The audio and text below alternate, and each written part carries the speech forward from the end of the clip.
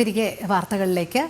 ബന്ദി മോചനത്തിന് പുതിയ പദ്ധതി തയ്യാറാക്കുന്നതായി ഇസ്രായേൽ പ്രധാനമന്ത്രി ബെഞ്ചമിൻ നെതന്യാഹു. ഗാസയിലെ യുദ്ധം വൈകാതെ അവസാനിപ്പിക്കുമെന്ന് അമേരിക്കൻ പ്രസിഡന്റ് ഡൊണാൾഡ് ട്രംപ് അറിയിച്ചു. വൈറ്റ് ഹൌസിൽ നടന്ന കൂടിക്കാഴ്ചയിലാണ് ഇരു നേതാക്കളും ഇക്കാര്യം വ്യക്തമാക്കിയത്. ഹമാസിനെ ഗാസയിൽ നിന്ന് പൂർണ്ണമായി ഒഴിവാക്കുന്നതുൾപ്പെടെ ഇരുവരും ചർച്ച ചെയ്തു.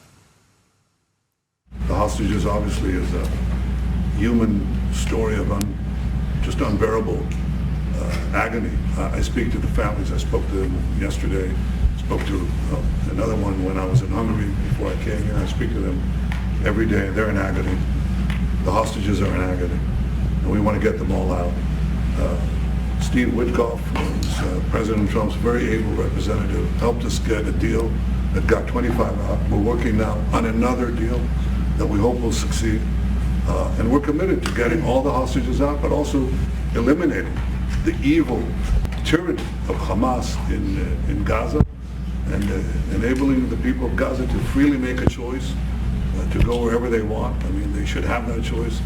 And the President put forward a vision, a bold vision, which we discussed as well, including the countries that might be amenable and are amenable to accepting Palestinians of their free choice if they choose to go there. And I think that's the second thing that we discussed.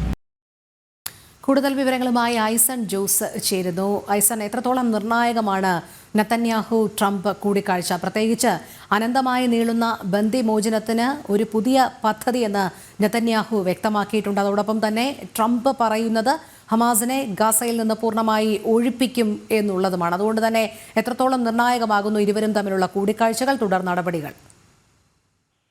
തീർച്ചയായും രോഹിണി, ഏറ്റവും നിർണായകമായ ഒരു കൂടിക്കാഴ്ചയാണ് ഇപ്പോൾ Benjamin നെതന്യാഹുവും അതുപോലെ തന്നെ Donald ട്രംപുമായി നടന്നത്. അതിന്റെ വിശദാംശങ്ങളാണ് നമ്മളിപ്പോൾ കേട്ടത്.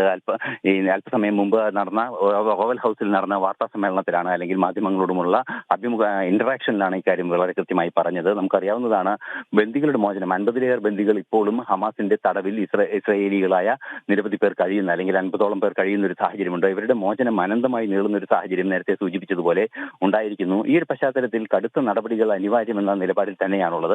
അതുകൊണ്ട് തന്നെ ബന്ദികളുടെ മോചനത്തിനായി ഒരു പുതിയ പദ്ധതി കൃത്യമായും ഹമാസ് അംഗീകരിക്കണം എന്ന ആവശ്യത്തോടെ തന്നെ ഒരു പദ്ധതി അവതരിപ്പിക്കുകയും ആ അവതരിപ്പിക്കുന്ന പദ്ധതിക്ക് ഹമാസിന്റെ ഭാഗത്ത് നിന്ന് പിന്തുണ ഉണ്ടാവുകയും അത് അവസാനിപ്പിക്കുക, പ്രശ്നം പരിഹരിക്കുകയും വേണമെന്ന നിലപാടാണ് ഇപ്പോൾ ബെഞ്ചമിൻ നെതന്യാഹു അറിയിച്ചിരിക്കുന്നത്. ട്രംപും ഇക്കാര്യത്തിൽ വളരെ അനുകൂലമായ നിലപാടാണ് സ്വീകരിക്കുന്നതെന്നും അദ്ദേഹം വളരെ കൃത്യമായി പറയുന്നുണ്ട്. മറ്റൊരു സുപ്രധാന വിഷയം എടുത്തു പറയേണ്ടത് ഈ വെടിനിർത്തൽ ധാരണ സംബന്ധിച്ചുള്ള വിഷയങ്ങളാണ്. വെടിനിർത്തൽ ധാരണയുടെ വിഷയങ്ങളും നിരവധിയായ വിഷയങ്ങളും അവർ ചർച്ച ചെയ്തു എന്നാണ് മനസ്സിലാക്കാൻ സാധിക്കുന്നത്. അതുപോലെ ഏറ്റവും പ്രധാനമായ ഒരു ഘടകം, മറ്റൊരു വിഷയം എടുത്തു പറയുന്നത്, പാലസ്തീനികൾക്ക് അവരുടേതായ ചോയ്സിനെ, അല്ലെങ്കിൽ അവർക്ക് സ്വയം തെരഞ്ഞെടുക്കാനുള്ള ഒരു അവകാശം നിലനിൽക്കുന്നുവെന്നാണ്. അതിനർത്ഥം അദ്ദേഹം കൃത്യമായി ഉദ്ദേശിക്കുന്നത് അവിടെ നിന്നും, അതായത് നേരത്തെ നമുക്കറിയാവുന്നതാണ്, ആദ്യ കൂടിക്കാഴ്ചയിൽ ബെഞ്ചമിൻ നെതന്യാഹുവുമായുള്ള ട്രംപിന്റെ ആദ്യ കൂടിക്കാഴ്ചയിൽ തന്നെ പറഞ്ഞിരുന്നു, ഗാസയെ ഒരു റിവേറ, അല്ലെങ്കിൽ ഒരു കടലോര വിശ്രമ കേന്ദ്രത്തിന് സമാനമായ ശാന്തമായ ഒരു പ്രദേശമായി മാറ്റുമെന്ന ഒരു നിലപാട് ട്രംപ് അറിയിച്ചിരുന്നു. ഇതിന് അനുകൂലമായ ഒരു നിലപാട് സ്വീകരിക്കുകയും അവിടെ നിന്നുള്ള ജനങ്ങളെ കുറച്ചുപേരെയെങ്കിലും സുരക്ഷിതമായി മറ്റു സ്ഥലത്തേക്ക്, ജോർദാനിലേക്കും ഈജിപ്തിലേക്കും മാറ്റണമെന്ന നിലപാടെല്ലാം തന്നെ ട്രംപ് അറിയിക്കുകയും ചെയ്തിരുന്നു.